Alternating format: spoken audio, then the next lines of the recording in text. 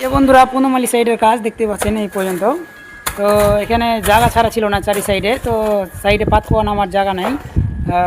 বাড়ির যে বাথরুমের পানিটা আসবে, গোসলখানার পানিটা আসবে, তো এখানে রাস্তার ধারে কিন্তু এটাকে ড্রেন করলাম। ড্রেন করে কিন্তু দেখাচ্ছে আপনাদের, ড্রেন করে দিয়ে কিন্তু এই করলাম, এটাকে একদম স্ল্যাব চাপিয়ে দিলাম, একদম ব্লাকস্টোন দিয়ে যে ধাপ ফাপ দিয়ে দিলাম দেখতে পাচ্ছেন। তাছাড়া উপায় নাই, রোডের পরে করা হলো। এটা এটা একটা কিন্তু রোড ছাঁটিয়ে বাড়ি করা আছে দেখতে পাচ্ছেন। পাশের বাড়িগুলো দেখলে বুঝতে পারবেন। হ্যাঁ, এগুলোর একদম এই যে রোড ছাঁটিয়ে বাড়ি করা আছে, পোল দেখলে বুঝতে পারবেন। তো কিছু করার নেই, যা জায়গা তাই এমনি করে স্ল্যাব স্ল্যাব চাপিয়ে কমপ্লিট।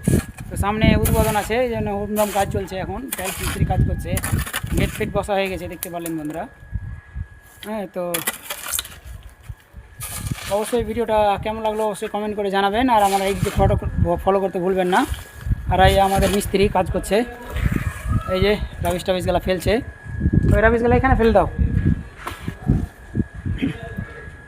তো এই পর্যন্ত সাইড, আর কদিনের মধ্যে কমপ্লিট হয়ে গেলে আর আমাকে এখানে আসতে হবে না, এত দূর রাস্তা বুঝতে বলেন। মাঙ্গাটে একটা আছে, ওটাও আর 1-1 মাসের মধ্যে কমপ্লিট হয়ে যাবে। বাকি কাজ তখন তামরামের এরিয়া চলবে। তো কাজের লুকটা কেমন লাগছে অবশ্যই কমেন্ট করে জানাবেন।